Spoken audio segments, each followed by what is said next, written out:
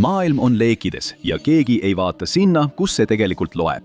Iga pealkiri kisendab Lähis-Idast, kaosest ja ülemaailmsest hirmust. Meedia tahab, et sa jälgiksid Hormuzi väina ja tõusvaid naftahindu. Aga see on vale, tähelepanu kõrvale juhtimine. Tõeline lugu toimub Jaapanis.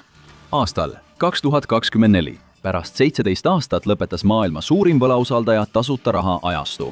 Ülemaailmse majanduse mootor tõrgub Tokyos.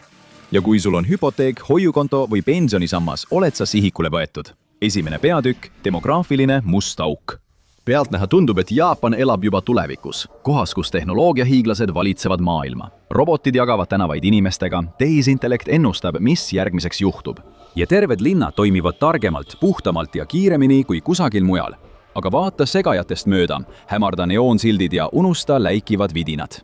Keskendu hoopis rahandusele, numbritele. Just seal peituvad Jaapani kõige sügavamad, tumedamad ja häirivamad saladused. Demograafiline surmaspiraal. Sest 2026 aastal on Jaapani elanikkond ametlikult umbes 122,6 miljonit inimest. See võib tunduda palju, kuid 2010. aastal oli see isegi suurem, täpsemalt 128 miljonit. Alates 2000-ndate lõpust on Jaapan olnud pidevas järeleandmatuslanguses. Igal aastal kaotab Jaapan oma elanikkonnast umbes 500 000 inimest. See on sama, kui Atlanta linn kaoks iga 12 kuu tagant. Asja teeb veelgi hullemaks see, et Jaapanis on ka maailma kõrgeim eakate kodanike osakaal. 2014 aastal oli ligi 26% elanikkonnast üle 65 aasta vanad. 2022 aastaks kasvas see üle 29%. Rahvastik vananeb, samal ajal kui sündimus on langenud madalaimale tasemele rohkem kui sajandi jooksul. Üha vähem inimesi otsustab peret luua, sündimus langeb. Samal ajal väheneb tööealiste inimeste arv pidevalt. On jõutud punkti, kus Jaapanis on iga sünni kohta 2 surma. See on probleem mitmel põhjusel, eriti majanduse jaoks. Igal aastal, mil need trendid jätkuvad, kaob Jaapani maksubaas järk-järgult. Rohkemate pensionäride, vähemate perede ja vähemate maksumaksjatega hakkavad Jaapani rahanduse alustalad murenema. Aga Jaapani keskpank nägi seda probleemi ette ja tegutses viisil, mis oli meeleheitlik, dramaatiline ja pretsedenditu. Nad muutsid raha tasuta kättesaadavaks. Selle asemel, et tõsta intressimäärasid probleemi vastu võitlemiseks, hoidsid nad neid nullis. Mõnikord läksid need isegi alla nulli. Samal ajal pumbati süsteemi triljoneid jeene. Jaapani keskpank sai üheks Jaapani aktsiate suurimaks ostjaks. Sisuliselt sotsialiseeris ta oma aktsiaturu lihtsalt selleks, et tuled põlemas hoida. See oli hasartmäng, millega kaasnes tohutu risk. Ükski teise suure arenenud riigi keskpank maailmas ei tegutsenud samamoodi nagu Jaapani oma. Aga kuidagi see hasartmäng tasus end ära, vähemalt mõneks ajaks. Inimestel ja ettevõtetel polnud vaja muretseda, et nad peaksid tagasi maksma palju rohkem, kui nad algselt laenasid. Laenud muutusid peaaegu vastupandamatuks. Pered võtsid neid, ettevõtted võtsid neid. Kõik tahtsid osa saada. Miks ka mitte? See oli peaaegu nagu tasuta raha. Wall Streeti riskifondid ja investeerimisfirmad kasutasid seda samuti ära, kuid palju suuremas mahus. Nad mõistsid, et saavad laenata tohutuid summasid Jaapani jeene 0% intressiga ja vahetada kogu selle raha dollariteks. Seejärel kasutasid nad seda raha USA tehnoloogiaaktsiate, riigi võlakirjade või kõige muu ostmiseks, mida nad soovisid.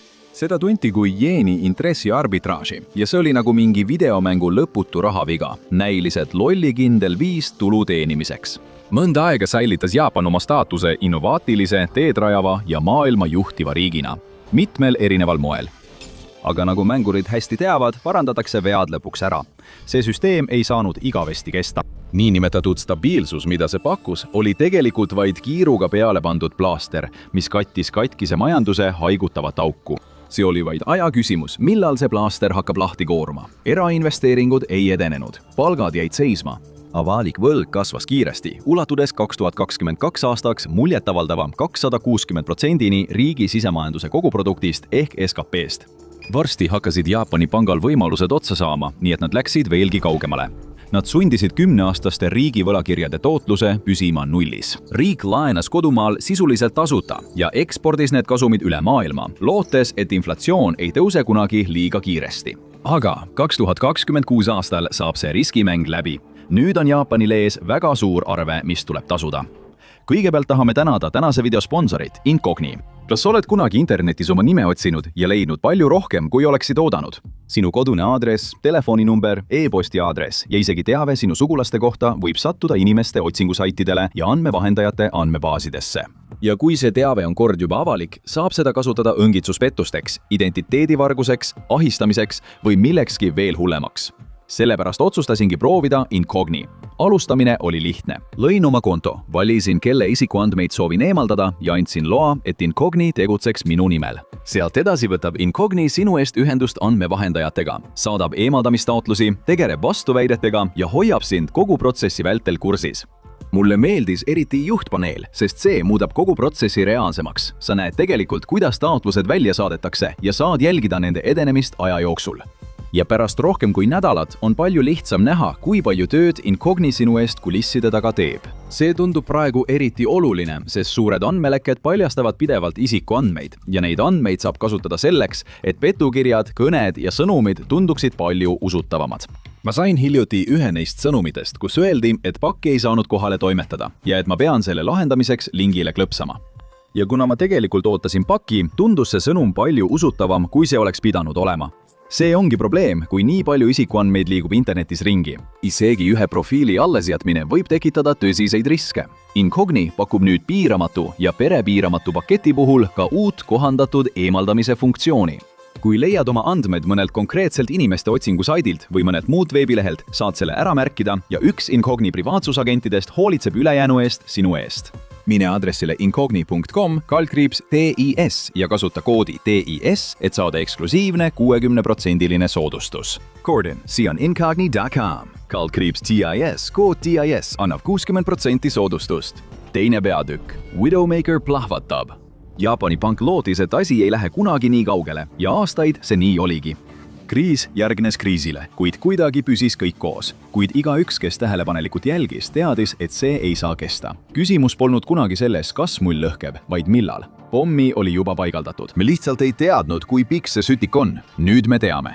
Plahvatus on kohal ja säde, mis selle kõik käivitas, oli nafta ja energiahindade tõus.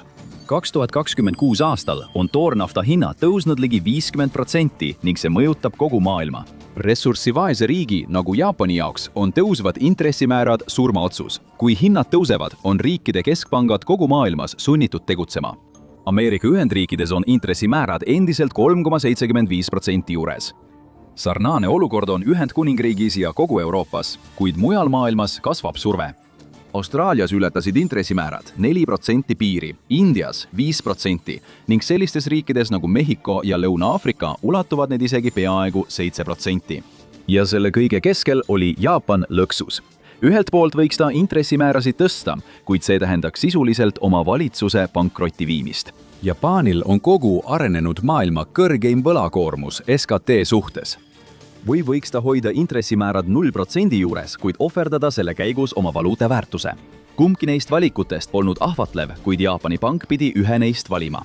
See otsustas jätkata 0% intressimääraga ja tulemused on olnud katastroofilised. Jeen on sisuliselt vabalanguses. 5 aastat tagasi, 2021 aastal, oli jeeni kurss alla $110 kohta, kuid 2022 aasta lõpuks lähenes see juba 150-le. 2026 aasta aprillis on see peaaegu 160 piiri lähedal, püsides oma kümnendite nõrgimal tasemel. Vaid mõne aastaga on Jaapani valuuta kaotanud üle 30% oma väärtusest. Ettevõtete, perede ja töötajate jaoks oli see laastav. Enne kui nad arugi said, olid palgad ja säästud kärbitud. Raha, mida nad olid aastaid teeninud, oli äkitselt palju vähem väärt kui vaid mõned aastad tagasi. See on vaid üks viis, kuidas Jaapani avalikkus on kannatanud. Ka kaupade importimise kulud riiki on hüppeliselt tõusnud, mis on viinud paljude toodete ja teenuste hindade kasvuni.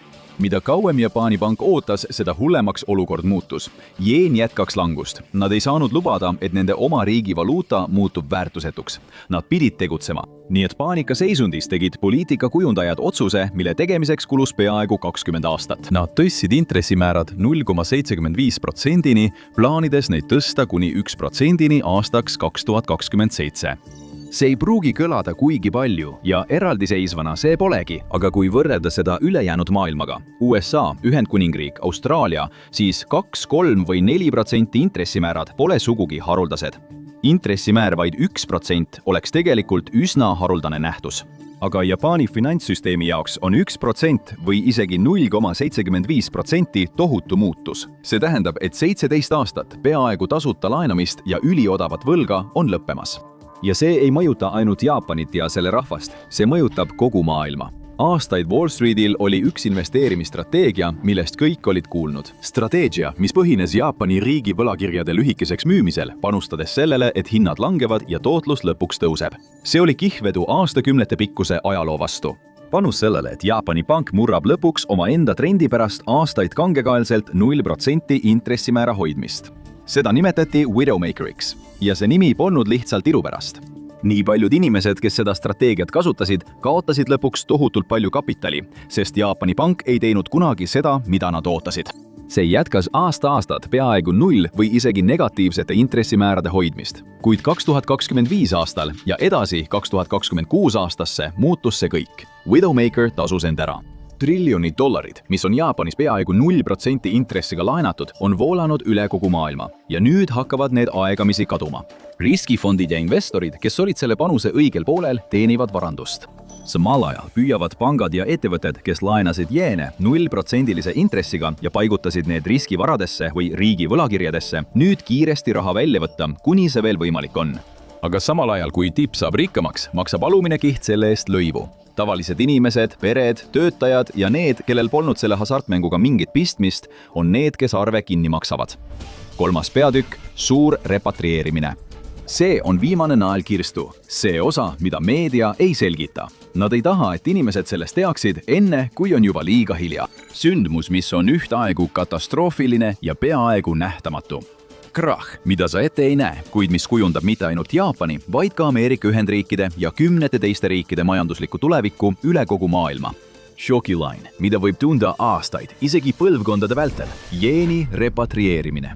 Kõige jõukamad ja tähtsamad Jaapani investorid, sealhulgas megapangad, pensionifondid ja kindlustusseltsid, on ühed suurimad Ameerika võla välismaised omanikud. Jaapan omab riigina lausa 1,2 triljonit dollarit Ameerika Ühendriikide riigi võlakirjades. Et sellist astronoomilist summat paremini mõista, siis 1,2 triljonit dollarit on piisav, et rahastada kogu USA sõjaväge umbes 18 kuu jooksul. Sellest piisaks, et lõpetada maailmas näljahäda mitu korda järjest.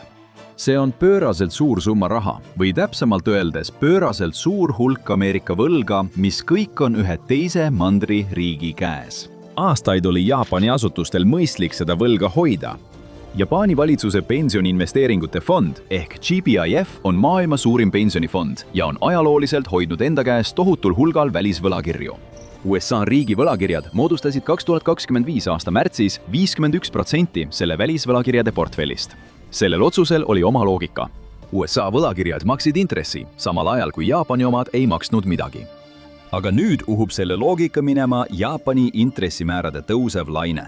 Kui need määrad lähenevad 1% ja Jaapani 10-aastase riigivõlakirja tootlus ületab 2%, on matemaatika pea peale pööratud. Miks peaks Jaapani asutus või pensionifond nagu GPIF jätkuvalt riskima Ameerika võla hoidmisega, kui ta võiks selle asemel investeerida omaenda riigivõlakirjadesse? Need ettevõtted, need pangad, need pensionifondid ei oma enam sama motivatsiooni välismaalt tootlust otsida.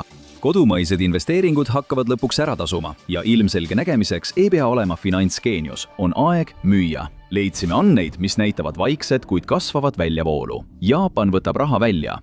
Jaapan müüb oma varasid loobudes USA riigi võlakirjadest rekordkiirusel. See ei tähenda, et kogu 1,2 triljonit dollarit kaob üleöö, kuid miljardid hakkavad haihtuma ja need miljardid võivad kiiresti muutuda kümneteks või sadadeks miljarditeks, kui nädalad mööduvad. Mõjud ei jää ainult Jaapanisse. Need levivad üle turgude, üle piiride, üle Vaikse ookeani. Sest kui suurim USA võlaostja taandub, siis kes astub asemele? Lihtne vastus on mitte keegi. Vähemalt mitte kohe. Uute ostjate ligimeelitamiseks ja maailma veenmiseks seda võlga vastu võtma, peab Föderaalreserv sekkuma. Intressimäärad peavad tõusma. Ja kui see juhtub, mõjutab see kõike muud. Eluasemelaenude intressid tõusevad, krediitkaardi intressimäärad kerkivad. Sa seisad äkitselt silmitsi kasvavate kuludega. Kõik muutub kallimaks. Ostujõud väheneb ja vaba raha kaob. Samal ajal hakkab aktsiaturg langema. Riigi võlakirjad muutuvad palju atraktiivsemaks kui riskantsed panused nagu tehnoloogia aktsiad. Raha hakkab kiiresti liikuma. Aastaid oli jeeni carry trade kogu globaalse finantsmasina ööli. See hoidis kõik sujuvalt töös. See võimaldas Wall Streeti riskifondidel laenata miljardeid ja suunata need kõik suurtesse ettevõtetesse üle Ameerika ja kaugemalegi. Nüüd näevad need samad fondid, kuidas nende laenukulud plahvatuslikult kasvavad. Nad on nurka surutud ja neil hakkavad valikud otsa saama. Nad on sunnitud müüma oma kõige kasumlikumad positsioonid. Sellised aktsiad ja ettevõtted nagu Apple, Nvidia, Microsoft, neid kõiki müüakse lihtsalt selleks, et katta kasvavaid jeenivõlgu. See on nähtamatu krahh. See ei domineeri uudiste pealkirjades. See ei hõlma massilist paanikat New Yorgi börsil ega tohutuid rahvahulki tänavatel protestimas. See toimub vaikselt kulisside taga ja maailm ei tea sellest midagi. 4. peatükk – riigivõlalõks. Oleme jõudnud ajaloo kriitilisse punkti, mille suunas maailmamajandus on liikunud peaaegu 20 aastat. Ja kõige keskmes on Jaapan. See on surutud kahe tulemuse vahele, mõlemad ohtlikud, mõlemad vältimatud. See on kõige rängem riigivõlalõks. See, kas hoiab intressimäärad madalal ja kaitseb oma võlga, kuid vaatab, kuidas tema valuuta kukub ja riik nälgib, või tõstab intressimäärasid ja päästab ajutiselt oma majanduse, kuid paneb oma riigivõla põlema ning laseb kogu maailma võlakirjaturu õhku. Väljapääsu ei ole, alternatiivset võimalust ei ole, viimast imelist lahendust ei ole. Süüde pandi ammu põlema ja nüüd on see jõudnud püssirohutünnini. Gene on lihtsalt esimene tuumino, mis kukub, kuid see ei jää viimaseks. Järgmisena on dollar ja kui see algab, muutub kõik. See viib küsimuseni, mida maailm on vaikselt vältinud. Mis saab siis, kui USA majandus kokku kukub?